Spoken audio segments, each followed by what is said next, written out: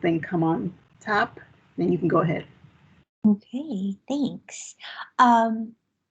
Thanks for joining, everyone. It's the Minneapolis Bicycle Advisory Committee 5E's subcommittee meeting today. Let's see. Oh, I have to read that thing, right? Yes, ma'am.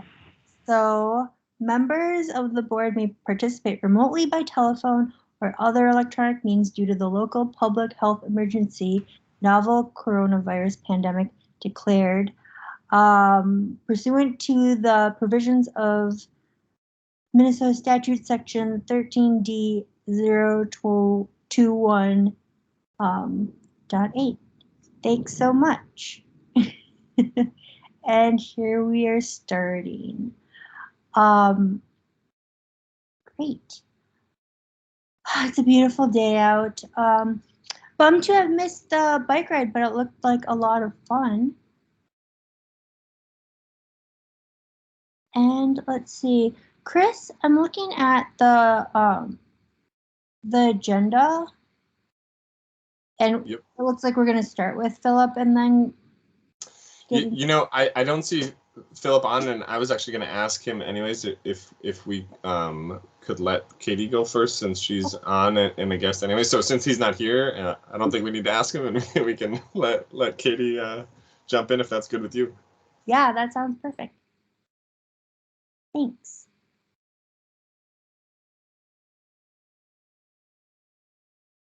Hi, Katie. Hi, good to see you. I've been to this group once or twice before, but I am here today to talk about the Complete Streets Policy Update. Thanks to Chris for organizing this. I'm going to share my screen, hopefully successfully. And then I need to like rotate all my screens around and everything. And Chris or Bree or someone can tell me if, or what it'll take to get you to see just the presentation itself. Now, do you see the, you should just see the slide itself, right? Yep, it looks good. Awesome. Thank you very much. Okay, terrific. My screens are all set and good to go. So, as I said, my name is Katie White. I'm a transportation planner in transportation planning and programming. Today's presentation for this group's consideration and discussion is our Complete Streets Policy Update. There's a little bit of history that I'm going to go through, and then there's the content of the policy itself that we're going to talk about. So I do have several slides here, just as a heads up. We'll talk about the TAP background that led us to creating an update of the policy at this time, some of the technical work involved, the content itself, and the new modal hierarchy, one of the most famous or recognizable features of our Complete Streets policy is the triangle or the graphic. And we have a new graphic for discussion, which I think a lot of people are looking forward to. So the TAP, as most folks in this group are aware, adopted at the end of 2020, and it was the culmination of a nearly 3-year process. We included 3 rounds of engagement to get our new transportation action plan. And so there was a lot of opportunities for people to provide feedback on the direction of public works, the direction of the city, what we should do and how we should do it over the next 10 years. And that's a really big ask to make when doing engagement. It's very open-ended. In a lot of the engagement opportunities, we ask people to get a little bit more specific, but we just got a whole gigantic outpouring of feedback and comments, which was super useful. Some of that feedback was specific to our Complete Streets policy. It was adopted, period. It was adopted for the first time in 2016. It was new to the city at that point. And we were doing this TAP engagement 2018 to 2020, and we got a lot of feedback on the policy as part of the overall TAP. So there were a lot of people who said that, that the policy itself is very important. It's important that we have it. It's important that we, live it as a policy. But the feedback also said we need to update the Complete Streets policy to respond to these trends. scooters weren't a thing in 2016, and that's something new that's happened since 2016. Smaller delivery vehicles, Bike Squad, Amazon delivery, those were new since 2016 and weren't reflected in the policy. So there was a lot of feedback that the Complete Streets policy is important. We just need to make it stronger and update it to reflect the times that we're in today, and hopefully prepare for, the needs of the future as well. So we got feedback to minimize the role of parking, collaborate with other jurisdictions. Our Complete Streets policy applies to the city, but other jurisdictions do work in the city. And we also had some comments on winter maintenance concerns, which was a big deal in the TAP as well. So, we did all this engagement from the TAP, and so the feedback that we received via the TAP is used as the baseline framework for the policy update. And, the TAP was adopted. But so we aren't doing a very big public set of outreach on this update to Complete Streets, because we did so much feedback and we got so much feedback as part of the TAP process. So we wanted to respect the feedback that we had already gotten about the Complete Streets policy and not duplicate the work unnecessarily. So technically, we had a lot of participation as well as we got into the nitty-gritty. All the public works transportation directors and administrative leadership were involved in developing the draft that we're going to talk about today. And we had a work group, it consisted of a lot of public works staff from across public works, but we also had a lot of external stakeholders as well, in addition to our usual suspects of Metro Transit, Hennepin County, and MnDOT. We had representation from the Downtown Council, Minneapolis building owners, Our Streets, Move Minneapolis, and the BAC and PAC as well. So I wanted to call out Jim and Alyssa specifically. At one point, Julia participated as well from the PAC, and there might have been an alternate from the BAC who made another meeting as well. But I want to thank them for their participation as we got into the document and draft review process. It started about a year ago, and we've had 4 work group meetings in that year time that helps create the draft that's in your hands today.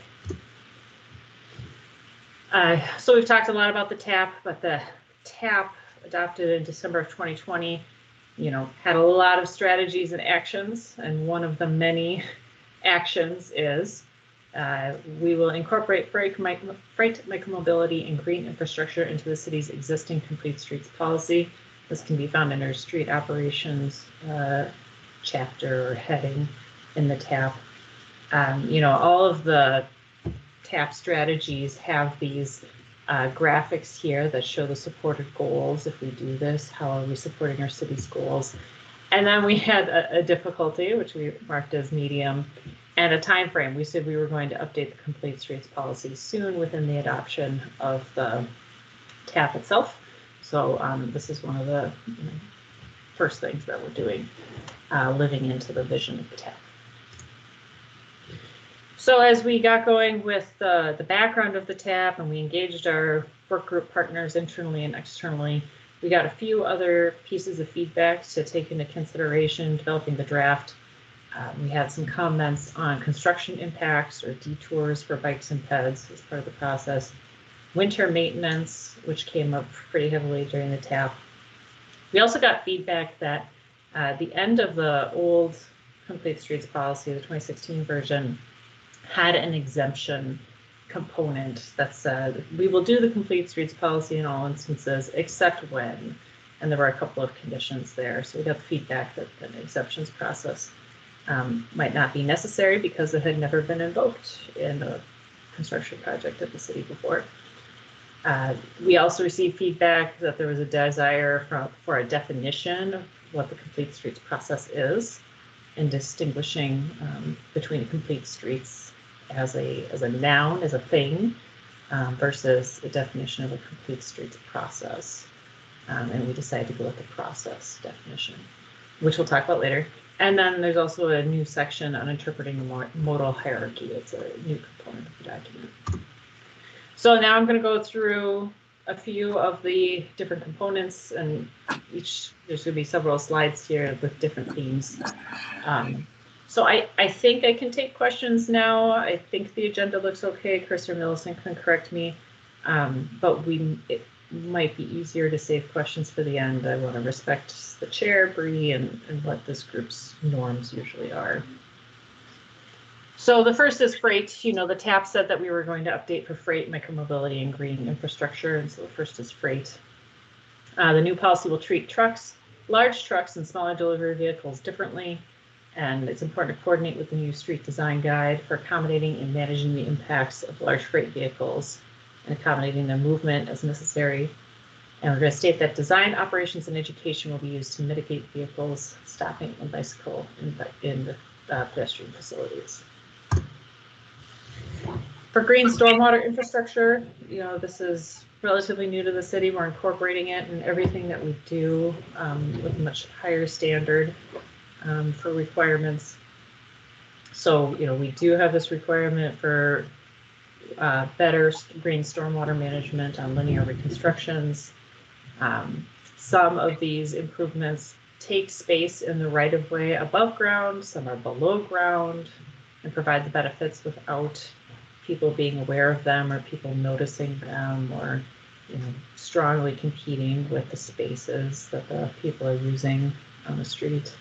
And again, we want to coordinate with the street design guide on how to integrate green stormwater infrastructure into design features. Micromobility, this was actually the easiest component to change in the complete streets policy.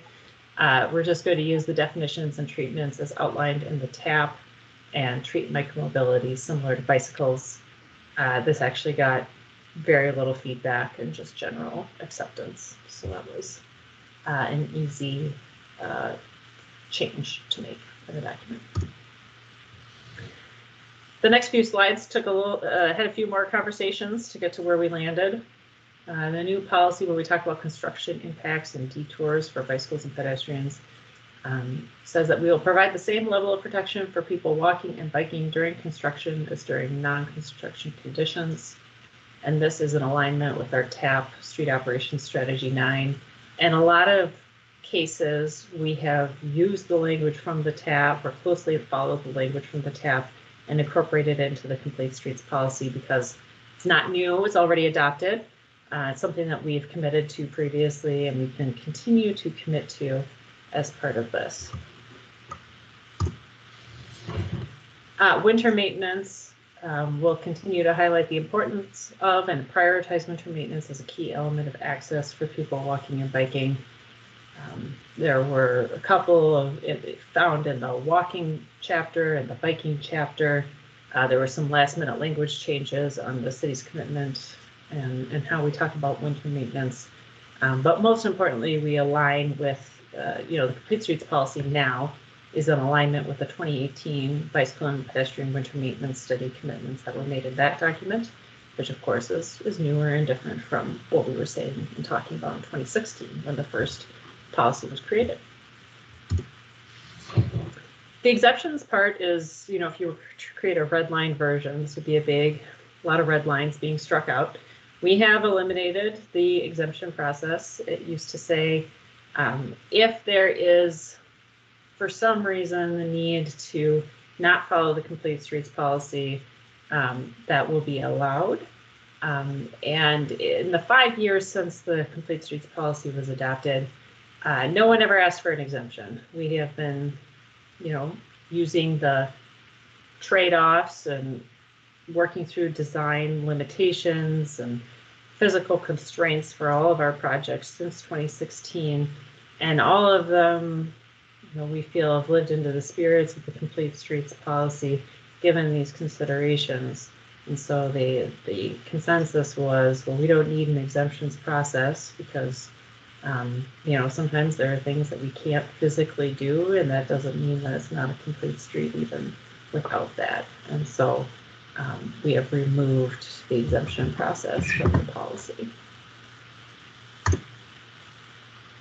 We also received some feedback that there was a reference to how the city will use level of service in creating design solutions.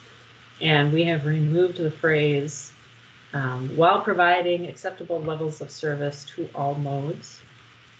We have instead added language about the importance of traffic analysis and measurement tools because we want to understand the impacts of our changes to the network. But we're adding language recognizing that increases in delay for cars are not the driving force of design and operations decision making. So that's pretty explicit. And that I'd say is a pretty big change from where we were in 2016.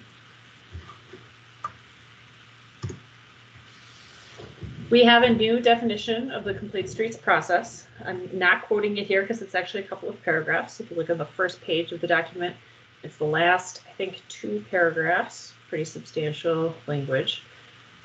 This we take no credit for. This is borrowed very heavily from Smart Growth America. We have rephrased a couple of things to make it specific to the city, to make it specific to a process, and we reordered things. We moved a comment about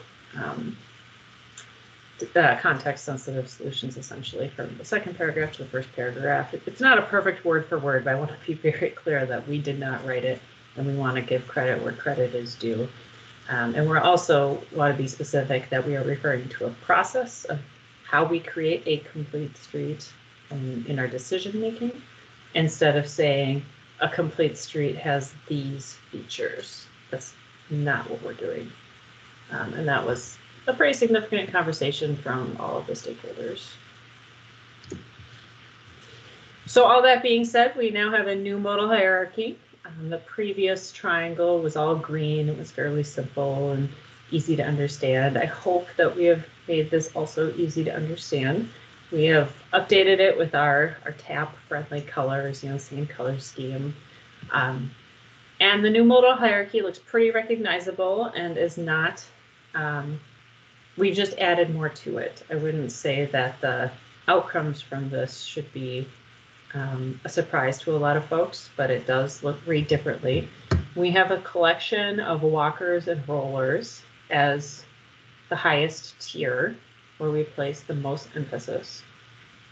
Then we have bicycle and transit, which was always on the next tier from the 2016 version, and we have added micromobility to the same level.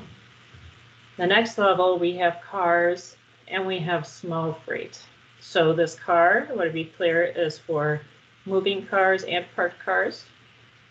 This car is also representative of one-person occupant and also multi-person occupancy vehicles. And then, of course, the small delivery. Small delivery doesn't always look like this visually. It can be private vehicles also, but it's not intended to reflect small deliveries. And we have large freight at the bottom. We do have green stormwater infrastructure along the side.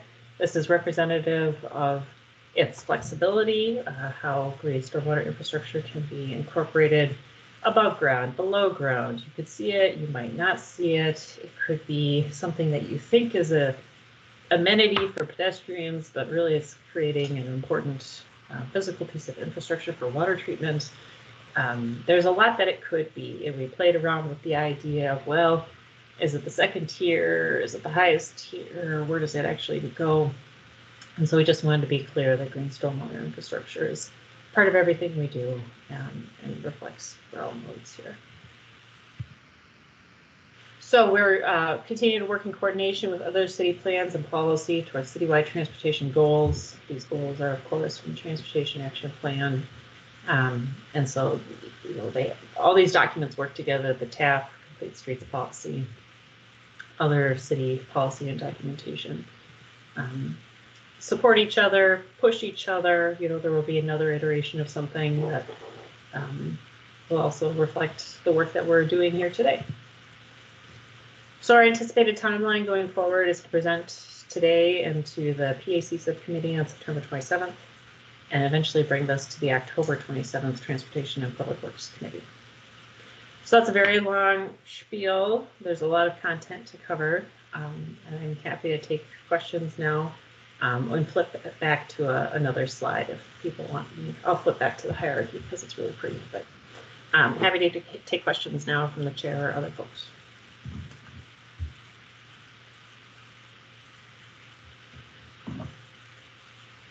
Maybe someone's muted because I'm not hearing anything.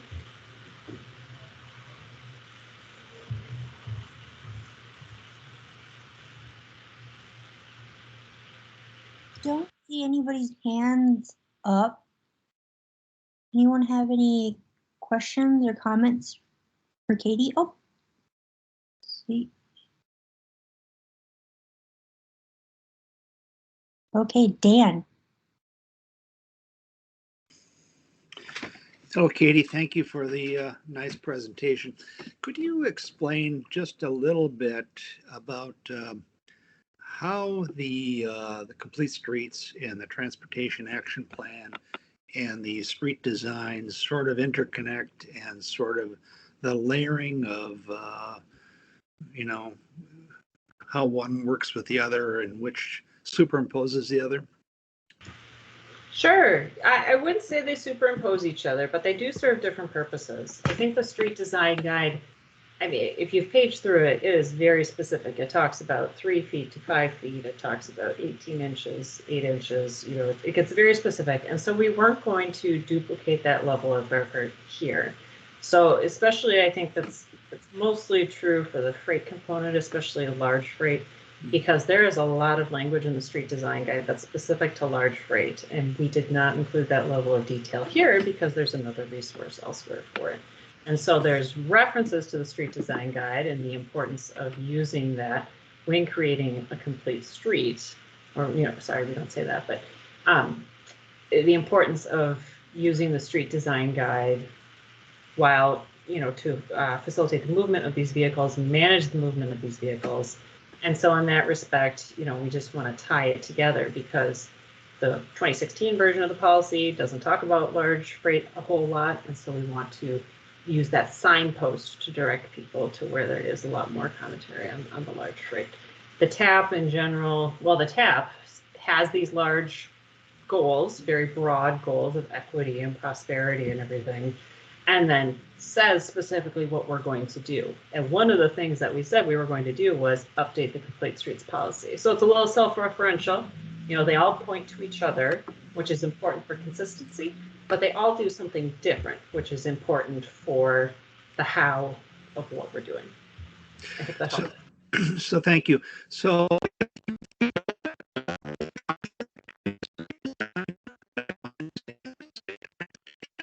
Complete Streets goal, how do you deal with that? I'm sorry, you cut out there for me. Could you repeat the question? Sure. So if you feel that there is some conflict between the action plan and what you perceive as what the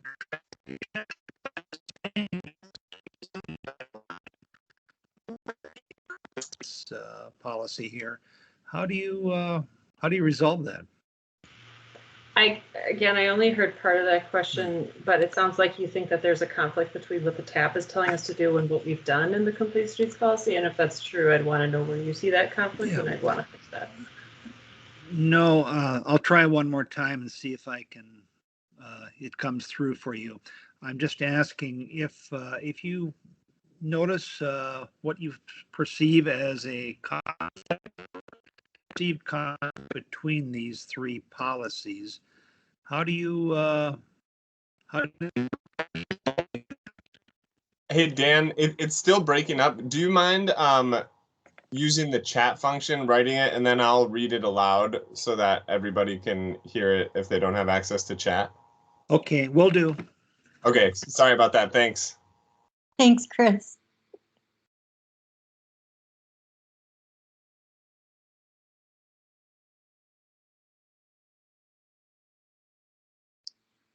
Katie, this is Bree. As Dan writes his question, I just have a question about the new model hierarchy, and I really like it. And of course, yes, it's pretty. But how are we going to see those new priorities change in the street design?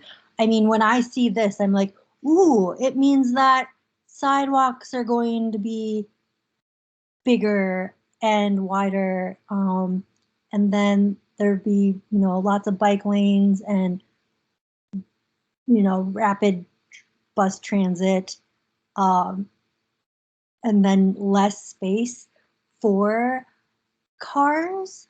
However, I know we've had complete streets for a while, but I haven't seen that, and I haven't seen it in like upcoming plans so much. Could you comment on that?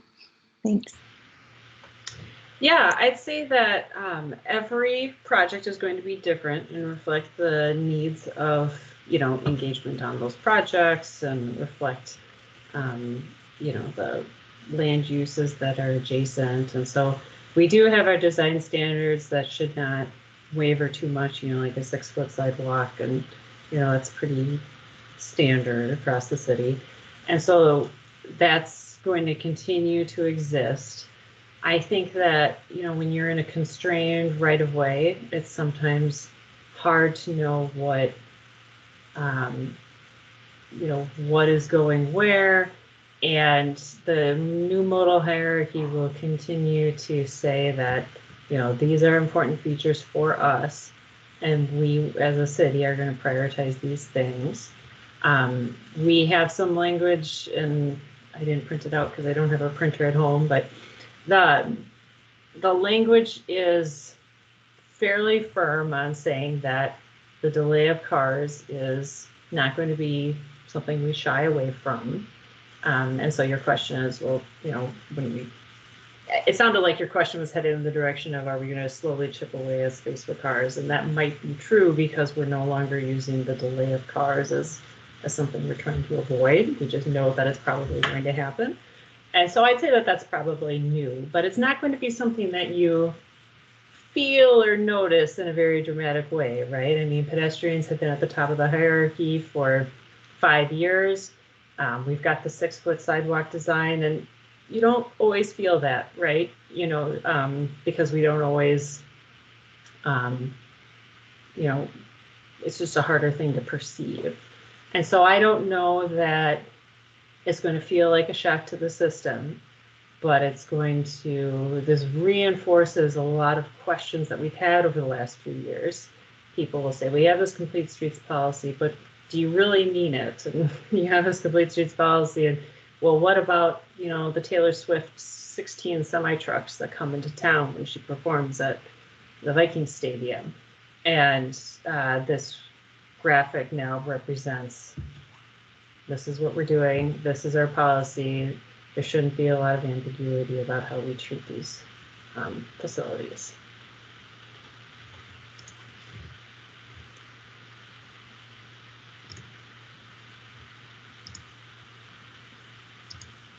Okay, it looks like Dan has written it.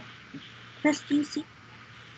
Yeah, sure, I can go ahead and read that. So it says, if there is a perceived conflict between the Complete Streets Policy, the Transportation Action Plan, or the street design guidelines, how do you pursue a resolution?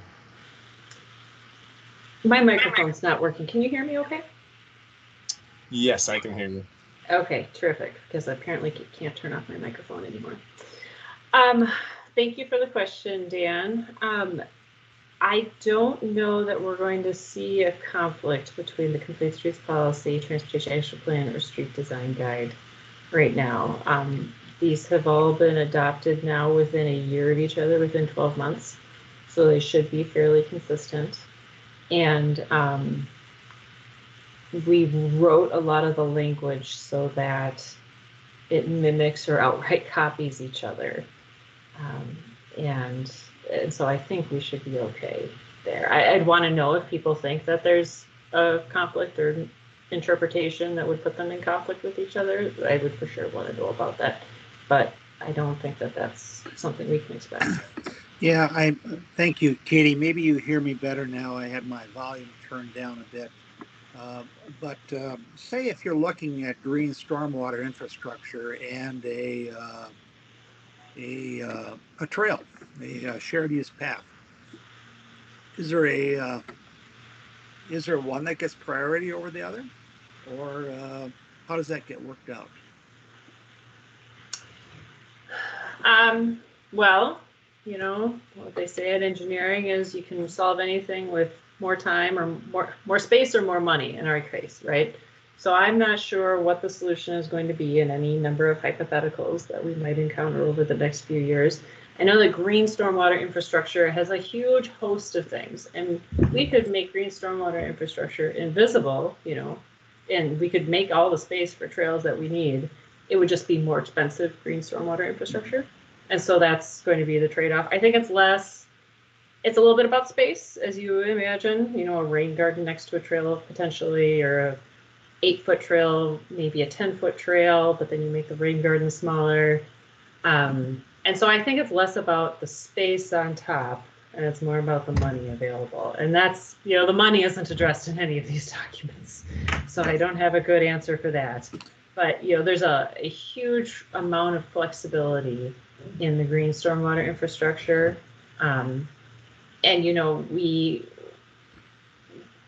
have a lot of conversations about pedestrian space next to green space, and usually green space next to pedestrian space is a win for both. So I think that in a constrained environment, you know, we're saying the green stormwater infrastructure is important because we have these new regulations tied to our permit. And then we also have pedestrians as the #1 in our priority. And so I think that those two are probably going to routinely be the most important components, and rarely be, and I think that they'll just learn to close this that way. Thank you. I hear you on that, and I guess what I have just been somewhat observing recently, or in recent projects, Hennepin Avenue being one, Lowry being another, 37th being another, is that in order to get stormwater infrastructure, we have to sacrifice elements of particularly bicycles, and I find that disturbing, and I don't know if you can solve. I'm not asking you to solve it tonight. I'm just saying that there's a perception, at least for me, that shared use paths and bike facilities are getting pitted against pedestrians and stormwater, and I find that unfortunate. And I don't know how to resolve it when I'm confronted with it, and it's bothersome. Sure, yeah, you know, you've heard more about those projects than I have. I think we do get stuck because Lowry is a county facility and they don't have, you know, they have their own complete streets policy, not ours, and they're certainly following us on the green stormwater component. And so I think there's a very steep learning curve for everybody in the city, especially, and then also for our external partners who have to learn to live with our requirements on that too. Thank you. I see that Phillips' hand is up. Oh yeah, hi. Thank you, Bree. Hi, Katie. Thank you for the presentation. My question is also sort of around a sort of money and space issue. It's around parking, and I know there was some language in the complete streets policy around parking, but maybe the question is there? Do you feel the policy enables, or do you feel there's more appetite in the city for more carefully evaluating metered parking and higher technology parking? Because we know that with the amount of free parking on the curb, we simply get more parking, and people don't even people will tend to think less about parking for free. Now, if it's metered, there's a calculation, I think, in it. It feels like it's important to start to frame. I'm actually calling in from Berkeley, which is just astounding. I mean, there are commercial districts here that always have metered parking, and there's always, you know, a couple spaces available because it's priced. And I don't see that, like along Hennepin Avenue. You know, I don't see you go half a block from Hennepin, you get free parking as opposed to metered parking. So was there much discussion in developing a complete street policy? And do you feel like the city is moving toward more comfort of introducing more parking strategies that cost, basically cost the driver? Yeah, we did get into that level of detail for the Complete Streets policy. However, I know that the Transportation Action Plan does have a couple of actions specific to parking, so those will be separate initiatives led by other folks. And that's definitely something we want to continue the conversation on over the next 10 years, yes. It was very important. Yeah, and on the graphic, the car is representative of moving cars and parked cars. And just deprioritizing all uses of that automobile. Mm-hmm. Yeah.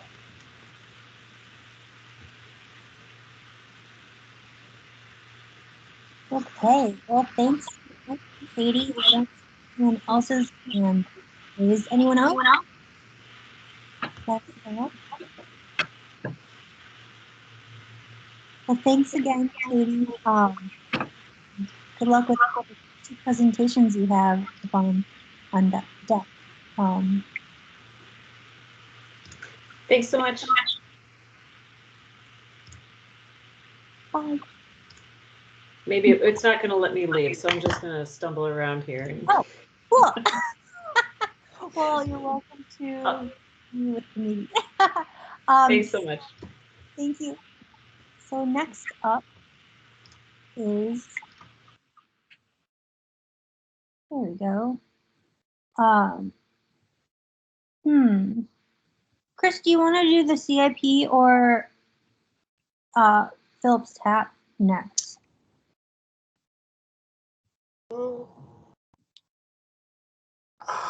Either way. Cool.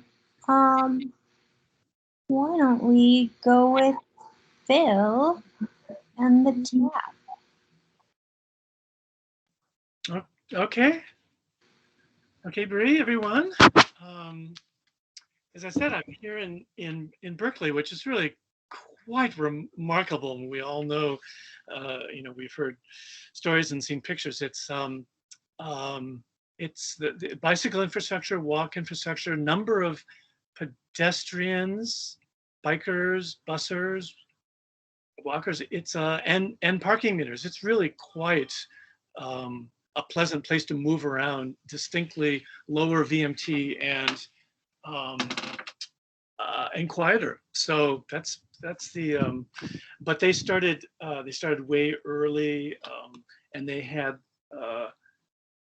this kind of rock star group of sort of land use people who prepared a pattern language, several hundred patterns for creating livable cities, and you really see those patterns played out in parts of Berkeley. So kind of exciting. Anyway, on to the Transportation Action Plan, which covers. So I'll make sort of observations what I gleaned from this work, comments for about 10 minutes or less, and then we'll take questions, comments. So as most of you know who were on the BAC, the plan was adopted in December 2020. It's a 10-year plan. It's an action plan. So under 7 topics, there are 6 strategies, and under each strategy, there are specific actions. Sometimes it's study, investigate, but a number of the actions are implement or do, sometimes coordinate. So we're talking about obviously transportation covering what I gathered was 22% of the land in Minneapolis, the gross land area. 22% is public right-of-way. So that's roads. Public parking does not cover private parking. I presume it does not cover public parking garages, although I don't know. So we're talking about a plan that covers a huge amount of area. For me, I think what I think is the sort of the meta message is that this is a plan that really is helping us design and use streets as a platform for adding value to sort of adding value. So building wealth and health, so personal public health, wealth in terms of what's along the street. Because we're not talking about an interstate where it sort of doesn't matter what's on the other side of an interstate if there's no intersection, you can't get off. There's no interaction between that transport of materials and people and the land uses. But in Minneapolis, we're talking about streets, and why are we moving around on streets? It's to engage with the land uses. So this, and I think the design topic or chapter in the Transportation Action Plan really is the closest talking about how streets, transportation, moving materials, people really facilitates health and wealth. So, so I found it personally very exciting. There are 7 topics, the sort of obvious ones, you know, bike, walk, transit, freight. Those are 4.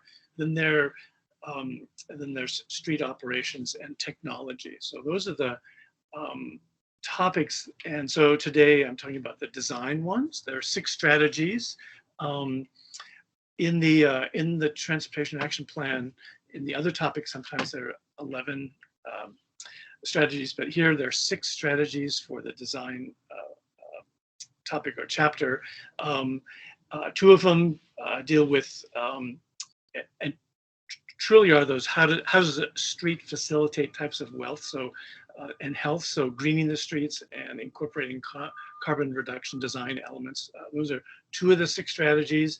Fostering vibrant public spaces, a key in terms of design. The one that's sort of done is develop a street design guide. That's the first, the 6 strategies. And then the last 2 are street design to improve transit. Something, since Minneapolis doesn't own its own buses, we're influencing the other agency, the Metropolitan Council. And then the last one is sort of an administrative one, seeking design exceptions when dealing with other jurisdictions, or really influencing, using Minneapolis policy to influence other jurisdictions whose design standards sometimes can trump. And so that negotiation with about 10% of city streets are not controlled by the city. So that this feels like an important strategy of the 6. So as I said, there are actions under each of the strategies. I'll quickly run through those. For each action, there's a level of difficulty noted. Is this an easy action to achieve in 10 years? Although a time frame of less than 10 years is often specified. Degree of difficulty is noted. And then how is this specific strategy action supportive of other actions and strategies in the Transportation Action Guide? So, and supportive of specifically, you know, safety, prosperity, mobility, climate, equity. Those are the ones that jumped out. So, so any questions just right off the bat on that? That's sort of the overview and what I gathered from it. If there's nothing, so looking at the 6 strategies. So starting at the top, so you know, develop a street design guide. So this is, you know, the heart of this is street typologies, which we read most about in the comprehensive Minneapolis 2040 comprehensive plan. And street typology deals with, you know, widths and curb bulbs and curb cuts and signage and all those physical elements, and what type of space is a particular street moving through, and what do we call that? So developing the guide, I guess developing or refining the complete streets checklist to align with the street design guide, which was my understanding is the street design guide was adopted also in 2020. I think it was 2020. One of the also, I think, quite significant in the in this first design strategy is that there be developed guidance for use of curb space, in particular thinking about freight drop-offs, street art transportation, automated vehicles, Uber, Lyft. So, so that's an emerging issue, and so having that as a specific action is great. Fostering, second strategy, fostering vibrant public spaces. There are actions around plazas, open spaces, benches, public art, parklets, George Floyd Square is specifically called out. Decreasing curb cuts. I know there is a city ordinance about, I think, only sort of grandparenting in existing, like, McDonald's type fast food curb cuts, and then car-free streets. So those are the actions under fostering vibrant public spaces, which, again, streets as facilitating the livable community that we want to create. Greening the streets. Let's see. So we're talking about decreasing sort of carbon potential through increasing material longevity, decreasing simply the amount of pavement, and then also looking at sanding and salting. So very specific actions that we will be able to tell what sort of progress we've made at the end of 10 years. I'm sorry, I switched that around. That was incorporating carbon reduction design elements into city infrastructure projects. So that's materials, pavement, and sand salting. So the greening the streets. So this is sort of green infrastructure, stormwater infrastructure. Actions here are around sort of investigating, testing, implementing soil additives, partly for sort of sequestering carbon, but improving the longevity of additions like trees, which we all know the example of a tree gets planted in a terrible little coffin and it dies 3 years later and has to be replanted. So investigation of soil additives, placing sort of biophilic elements where people are to, again, sort of enhance the livability of, for example, transit stops. And then here is, as Katie mentioned, specific action about placing trees in underutilized parking spaces. And hopefully, I think this would bleed into, all those private parking spaces which were developed under the sort of the rigid parking code before City of Minneapolis dropped parking minimums. So it feels like a very important action, again, where we can really measure what sort of action accomplishments we've taken. Using street design to improve transit, that strategy has 3 actions: adapting streets to better facilitate transit, working with Metro Transit to develop safer transit stops, and then increasing wayfinding so that if you're not at a stop or you don't know where a transit route might be, there's better wayfinding to getting you to the ability to use transit. And then the last strategy, the whole design exceptions, this is really dealing with trying to collaboratively work with influence other jurisdictions. So there are actions around the 4 actions in this strategy. So specifically, some called out specific parcels to work with MnDOT in terms of reclassifying. And there's a description of types of streets. There's an action around working with MSA rules so that we're not always asking for exceptions. And then simply evaluating the need for variances as street projects go forward. So that's what sort of jumped out at me, and it was certainly useful, good exercise for we as BAC members to dig into a chapter or what's called a topic. So this is one of 7. So I need, comments, questions people have? Thanks so much, Phil. Yeah, there's a lot in there. There is. It's pretty easy to read. I found it easiest to download as a PDF that chapter, so I could just skim the whole thing up and down on my screen. But it's all online, nicely. Yeah. I don't think oh, someone, Dan, it's your hand. Hi, Phil. Thank you for your presentation. I just have been scanning quickly as you've been speaking the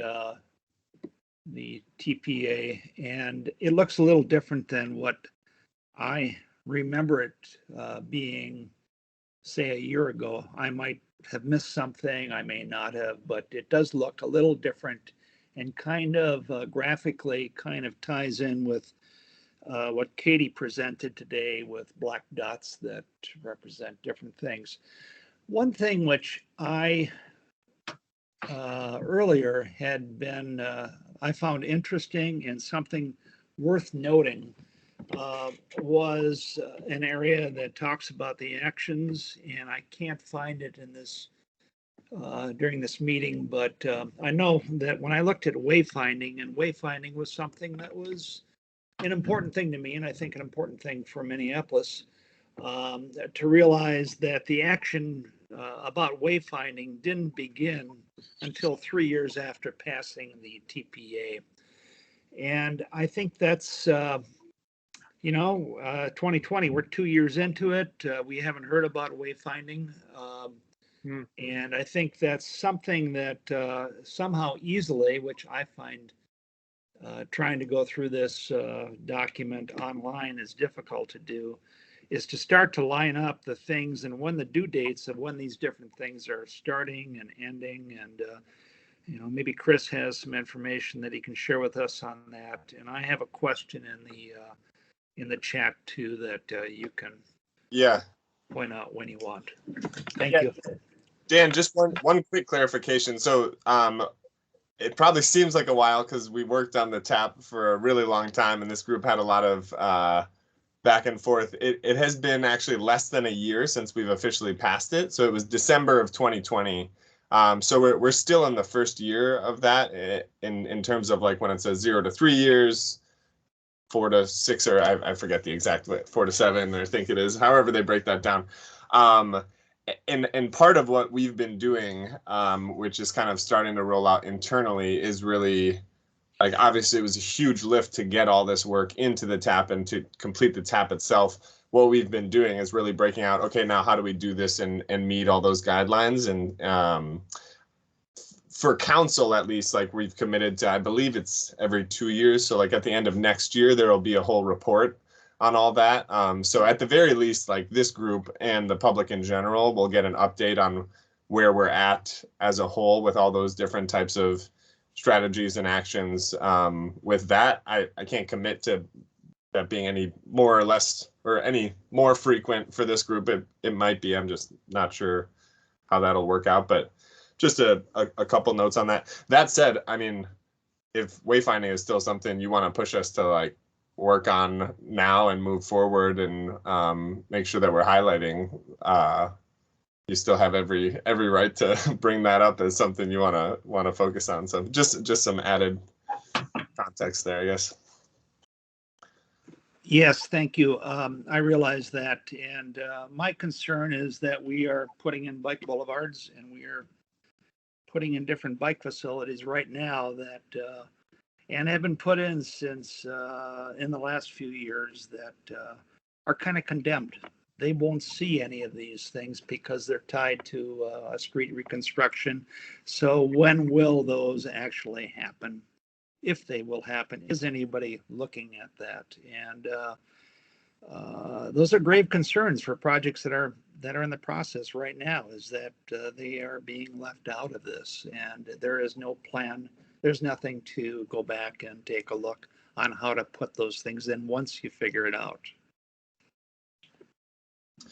Yeah, I think that's a good comment to bring forward as we do start to work on the wayfinding aspect and, like, bring that through this group, bringing up, like, how do we make up for all the projects we've already made and not just have it just be projects that are moving forward. Mm-hmm.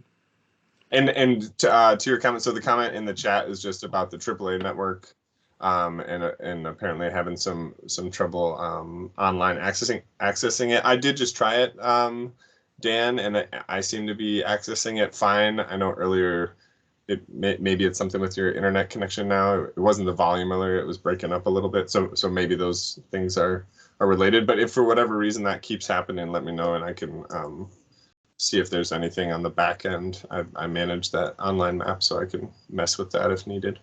Yeah, I just put it on there because perhaps a few members can try it. It could be a problem with my browser that something's locked out, or I was just interested if it was happening to other people. And if that's the case, it could be happening.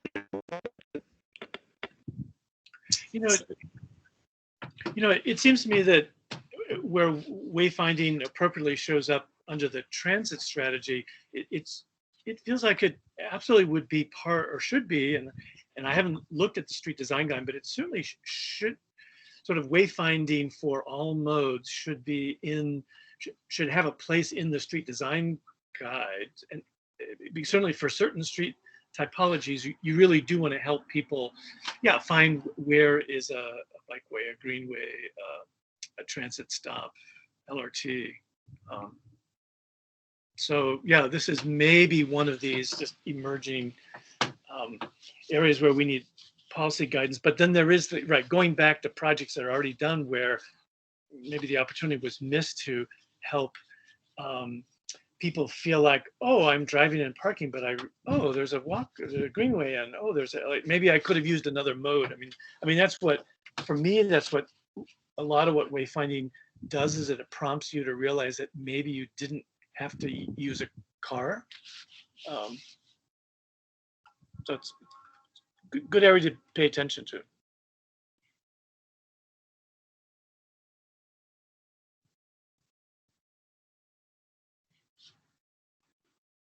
Okay.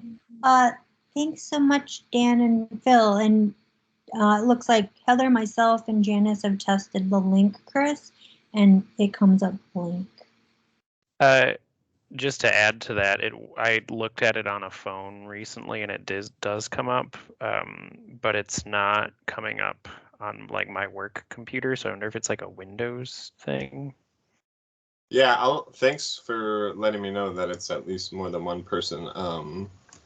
I'll see if there's anything I can do, and yeah, Wes, that might be the case, that something's just messed up on some Windows server, or who knows, but yeah, I'll take a look. Thanks.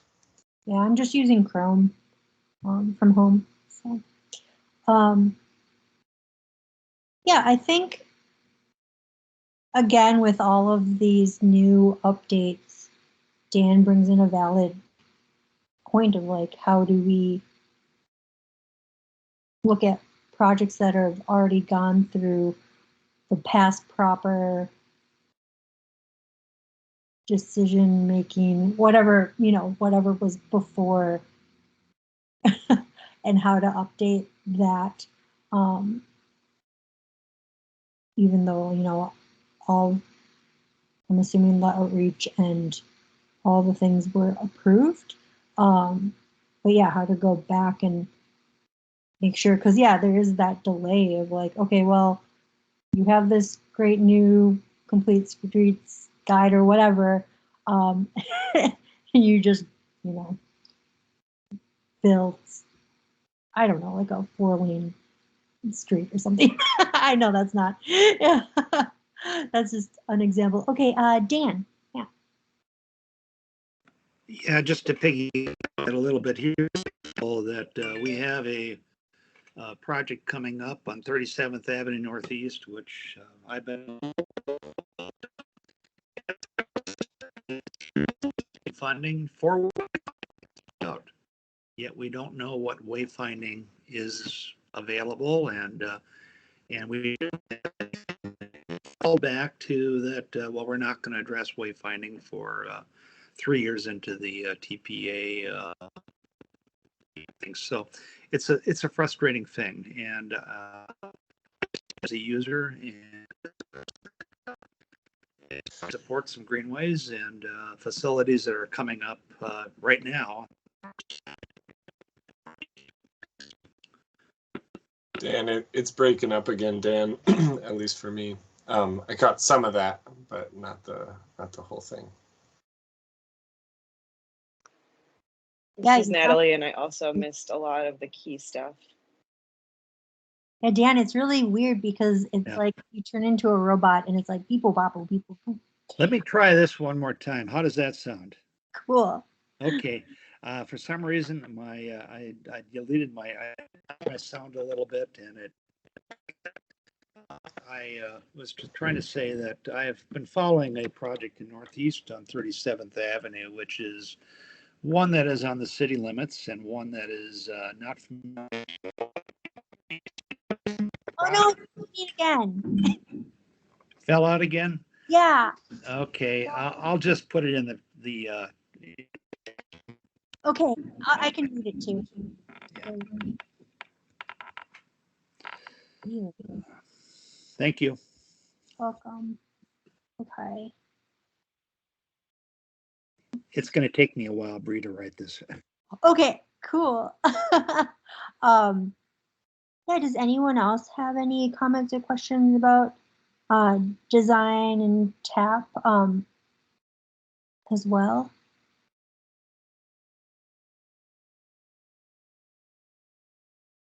Okay, doesn't look, oh, someone's hand is up. 1 second. Janice. Okay, I'm muted. All right. This is actually just for Chris. I looked carefully at the two links and what the difference is between the one that works and doesn't.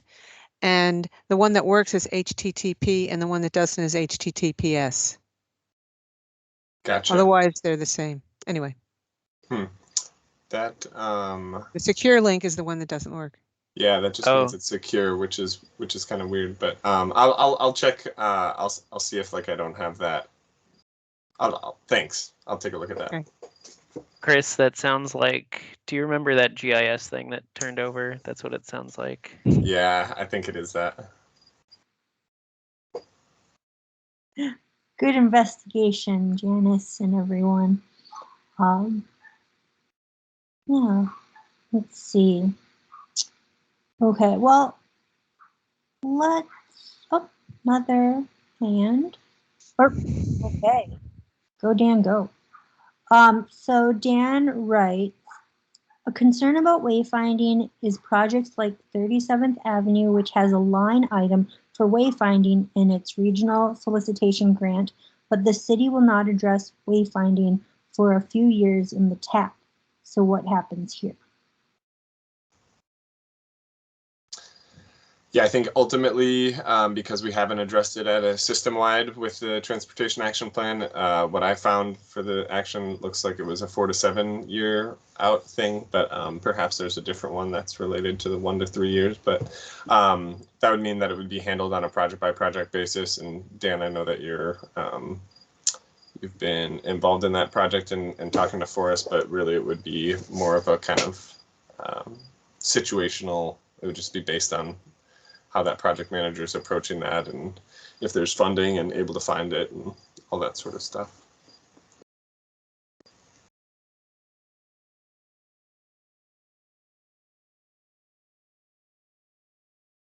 Cool. So we will move on to the next agenda item. So there's a comment. Let me see if. Okay. Dan says, thank you, Chris. So next up is the CIP and the BAC's focus on equity and engagement with our discussions over the last year. The documents included in the agenda has the resolution from last year, 2021 and 20 through 2026 capital budget requests and budget planning steps. Yeah, we're getting a little bit earlier in this process and thinking about it. And, you know, for capital projects, it is interesting to me to know what is under that umbrella. And I think we tried to do that with the resolution last year of kind of more overview and then down into more specific asks, and then also commenting about the process as well. Chris, do you have things to start us off with? Yeah, so I think kind of the vision for today is just to have more of a high-level discussion where people can ask questions about the CIP process and throw out just kind of brainstorm what you all would like to see or like to touch on in general. So, I mean, we've talked a little bit with the TAP conversation about some of the things you all would like to highlight or like push Public Works to do, which we could build off that. Or if there's other specifics. I think one topic in particular that Bree and Heather brought up as we were planning for this meeting is just like, what does it mean to address equity, potentially like equity and engagement in our CIP, and what does that look like from like a capital perspective? And I think the resolution last year sort of touched on some of that stuff a little bit, and we had some conversations, but it was a little bit, I don't know, they're just challenging conversations to have, so we wanted to give more space for that. Next month, as of now at least, it could change, but what we're planning as of now is next month, Mike Samuelson, who came for the CIP stuff last year, he's our staff, will be coming, as well as Trey Joyner, to talk about some of the ways, one, to just give a general update on the CIP, but then also potentially to focus a little bit more in on like how they're thinking about equity and the ways that we can sort of adjust our approach to be more equitable. There's also other things like the 20-year streets funding plan, which some of you may know a little bit about, which is sort of related to the CIP, but it's not exactly the CIP. It's kind of its own separate thing about where we put our money that we get from the CIP and how we rank projects and things like that. And that has to do with equity as well in terms of what data we look at and how we prioritize where projects go. So yeah, I guess just generally kind of opening up, like Bree said, we're early in the process this year, so there's no bad questions, anything that you want to put out there and just wonder aloud with the group as to whether it's something we want to ultimately put into our CIP resolution and try and push Public Works to take a new approach or a different approach or specific type of thing. That's kind of what we're thinking.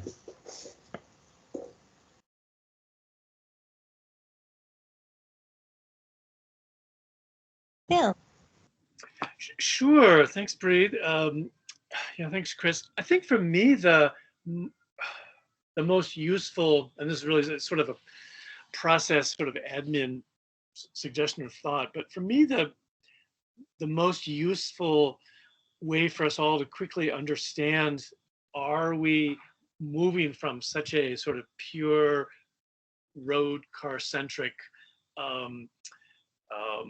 transportation capital improvement budget to a more balanced system, is to have, you know, sort of maps, graphs. I mean, it's always, of course, very useful to see a map of the city and, you know, where, you know, in 2022, where are we doing the repaving?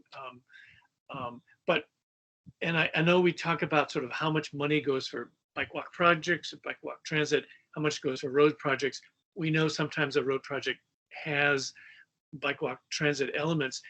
I think just better, and maybe it's, you know, maybe it's just so much work, it's difficult to get deeper than what has been done in the past. But for me, just, you know, kind of bars showing, you know, what happened last year, where the money is planned to go in the next year and then the next, you know, 2 to 5 years. More sort of visual graphics so that we can, again, sort of see if the sort of the needle is being moved. That's just our cluster of issues that I think about. And it's partly because when we engage any type of public, you know, visuals are just so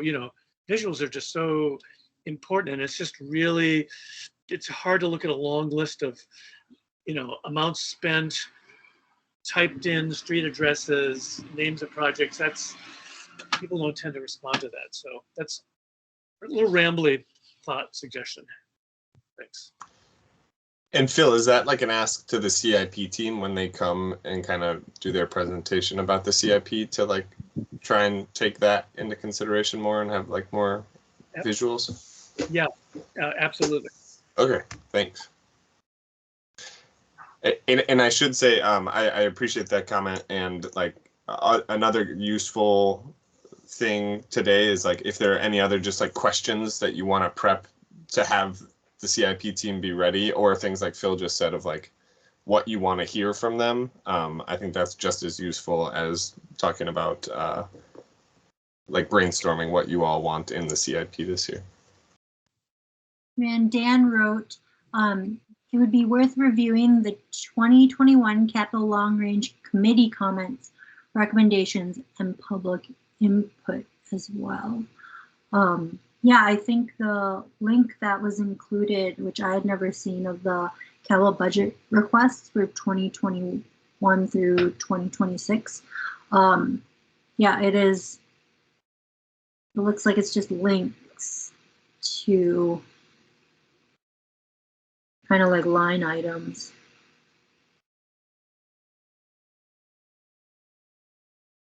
Interesting.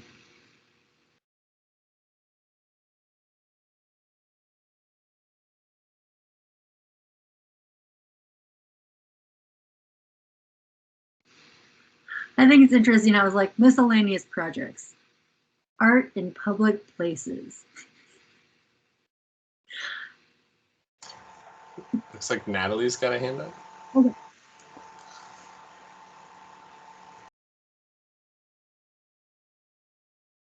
I don't think so. Oh, sorry, it was Robin's, but it was hovering over your name on my thing. Sorry, Robin. Sorry about that. No problem. So it seems like so I like Phil's suggestion a lot. I do wonder if like what the metric is that we should be asking to see. And it seems like the thing we care about really is the like pace of change, the pace of bike infrastructure being built. And it seems like in order to measure that, we would have to have an idea of like, what's the end state that we're trying to get to? And then what is the trajectory that we would have to hit every year to put ourselves on a path to actually getting there over the course of the tap. I don't know if that makes sense, but it could get us out of this conversation about the amount of money that we're talking about and into the actual outcomes. So if we had the network and we're measuring ourselves by whether we were hitting what we would have to hit in terms of building the network out to actually get it built by the time we said we were going to get it built. Does that make sense? Yeah. We did that for the protected bikeway update to the master plan. You're probably aware of that, Robin. And I know we tracked that by year and made sure that we hit goals. And I can also say that at our current funding, I believe we've done this analysis. It's coming from somewhere in the deep in my brain, but like the current funding we have, we wouldn't complete the AAA network in 10 years at base level funding, and that may have already changed a little bit based on CIP, but as of like a year ago, I believe that was true.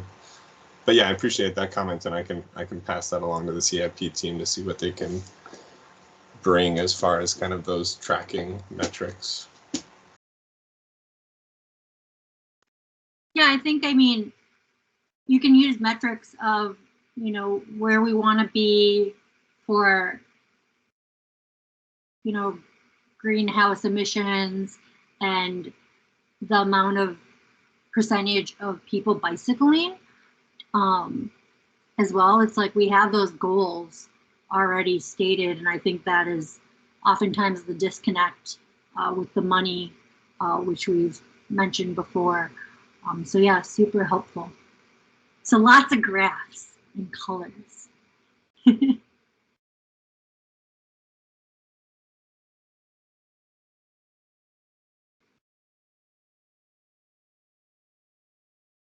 Let's see. Anything else about the CIP? We have about 10 more minutes to fill our hour and a half planned meeting. I mean, Chris, what would be helpful for, Sam and Trey? Because, I mean, what we've been talking about so much is about how to put at the forefront equity and engagement in these processes of projects. And how things do get funded as well. But I'm still not 100% clear how the CIP can be utilized to do that, just based on the process of it.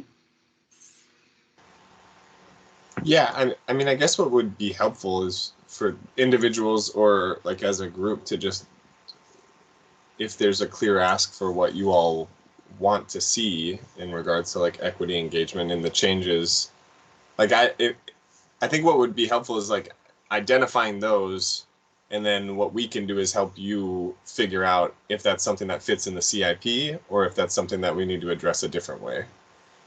And the route that I like, if no direction or no specific questions related to equity specifically come from this group, then I think the direction that Mike and Trey will go is that there are a couple things that they're thinking, so they'll just more kind of present what they're planning, which may spark some comments from this group. Gotcha. I mean, I just would like to see, for all of, the city budgets and things, how to,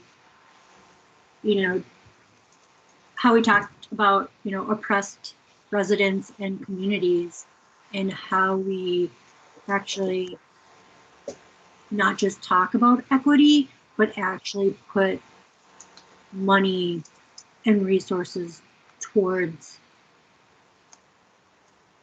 those folks. And it doesn't seem like the CIP, like, at least, this list of things. It's kind of like, here's a building, here's a building. Yeah, so for transportation specifically, that's kind of where the 20-year streets funding plan ties into the CIP. So what the 20-year streets funding plan does is like identify how we pick the projects that end up being resurfaced or reconstructed. And there's a portion in there where we're looking at data of like community demographics, income and race and things like that help figure that out. So I can ask them to maybe like give a little more background on what's in that now. And that's also something that we're kind of reevaluating, is like the 20-year streets funding plan and how we use those metrics and how we evaluate success. Right now we're very like ACP 50 driven, which is the areas of concentrated poverty where 50% or more of the people are people of color, and it kind of breaks very specific parts of the city. You're either in the ACP 50 area or not, and we're moving away from that for a number of reasons. I think we've spoken a little bit about that before, but so like that's a place where the BAC could have some influence in kind of thinking through how we effectively prioritize our money in the CIP to reach folks in an equitable way. Thanks. And I have a question with the link that's included for listing out the capital budget requests. There isn't, I don't see like a header for transportation or, street infrastructure. Where would that live? Which link are you looking at? Oh, it's the capital budget request 2021 through 2026 capital budget. In the agenda, it's the second one. Like, how do you read this? It says like MBC 01 fire. Yeah. So like if you go down to the second page on public works, it says street paving. And then those are all the different programs that you've probably heard us talk about these. So like each given program is going to have a pot of money where like we have a little bit more leeway on a year-to-year basis to do our analysis to figure out what's going to be resurfaced. Anything that says like Dowling Avenue or Hennepin Avenue, that's a specific reconstruction project. So yeah, that's a little bit of a cue on kind of how to read this. It is a ton of information, and it's 6 years, and like yeah, it's a lot of stuff. Yeah, I mean, well, I see some graphs, but not many. So weird how it's structured. Okay, thank you very much. Yeah, I mean, it's interesting how it's broken down like this because you don't really see like what Phil mentioned, and also just like for where, you know, these projects are located. It's like you kind of need a Google map to understand like how many projects are in one area versus the other neighborhoods. Yeah, you must have that, something like that, Chris, right? Sorry, something like you know, all these, you know, street paving, like a GIS map of, you know, these projects. Yeah, we do, and I can't remember if I feel like someone was working on a public version of that. I don't know if there is one or not, but yeah, like for any given resurfacing year, there's like a map that goes along with it. Yeah, that'd be really interesting, like throughout the years, and just seeing where those projects are. And I'm sure similar to the redlining maps that we have, you can see kind of like what investments have and have not been made. Yeah, and our CIP team gives a report to council every year on I think it's called the Your City, Your Streets report, where they break down like the mileage of how much, as I said, ACP 50 areas has been the main thing that we've used. So they'll say like 5 miles of streets were resurfaced within ACP 50 areas, whereas like 25 miles on the whole city or something like that. So we do have that sort of stuff, and I can also ask Mike to kind of highlight some of those kinds of reports or things. Yeah, and yeah, I mean, I think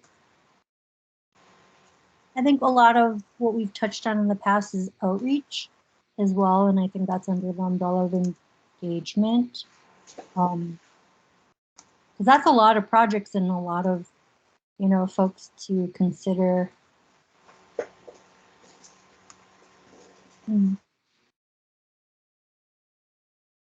Phil. Yeah, I had just a totally different small little topic. If we're just about ready, or before we adjourn. Oh, yeah. Anyone else have anything else about the CIP? Okay, then Phil, go. Oh yeah, well it's a really simple one. So I was over at Malcolm Yards, this new sort of eatery, beverage, the old Harris Canvas Warehouse by the Surly Brewery in Southeast, and wonderful, interesting, great fun. And I was like totally shocked when it opened. There was not a single, I think this even showed up in the newspaper. It's like, where the hell, it's like all these bicycles, where do I put my bicycle? They're all chained to trees and lampposts and so forth. So I was just a little surprised that a project would get so far as to open up without any bicycle. And I think they said, sure, we'll add them in a few weeks, and maybe that's just fine and reasonable. But I guess I was a little surprised. And is it that developers blow this stuff off, or that I'm just curious why Malcolm didn't open with adequate bike parking on day one. Robin has. I want to hear Robin. Answer your question. So two things for you. One is they've got temporary racks up now. Yeah. Okay. And the other is so what I've heard from John Wall, who is the owner of the place, is that they have them on order, and they've got like serious backups in bike rack production at this point. Now, I don't know if they're getting some kind of special bike rack that's harder, like that has their logo in it or something. They might be. So that might be part of what is contributing to the length of time. But yeah, they are they are well aware that that this has been a black eye for them, and even kind of like I've seen them proactively saying to folks, "And we're getting bike racks. They're coming soon." Yeah, I mean, in construction, for developments like that, bike parking is usually the last thing that goes in on like the project timeline. And so that lines up with ordering, and, they probably ordered them way in advance. And yeah, I've heard from my bike parking contacts as well that, the supply chain is still messed up because of COVID, due to, folks being sick or labor shortages or, just shipping things. But yeah, it reminds me of, I think Keg and Case. I feel like this happens a lot of times, and I think it is because bike parking is one of the last things to be installed in development. But yeah, I'm glad people call it out. Usually on top of that. Well, good. A good resolution, and it was just a little surprising. Maybe I expected a sign, bike racks coming. Well, they probably should. I remember going the day that it opened for lunch. So and I noticed that too. Yeah, cool. Anything else from folks that they want to share? I'll voice what Dan just put in the chat because it is pretty awesome. The 4-to-3 conversion on Lyndale between roughly Broadway and Plymouth in North Minneapolis looks awesome, and it got installed like a week ago, and I don't know what the actual dimensions are. It feels like it must be like 10-foot lanes or like 10.5, like even the middle turning lane. It just looks very narrow and nice, and there's buffered bike lanes. I'm not sure if they're going to end up being protected or not. I think they're still kind of figuring out that detail, but there's a 2-foot buffer. Looks good. Awesome. We'll have to do another bike ride one of these days before the weather gets cold. Okay. Anything else, folks? Chris, is there anything else we should be thinking about for this CIP and in anticipation for Mike and Trey's talk? If folks have questions that they want answered or other kind of feedback as to like what you'd like to see presented, feel free to send it to me and I can forward it on to them. Yeah. Oh, great. Sounds good. Well, it's 5:32. Let's get out of here. All right. Thanks, everyone. Thanks, everyone. Bye. Bye. Thanks.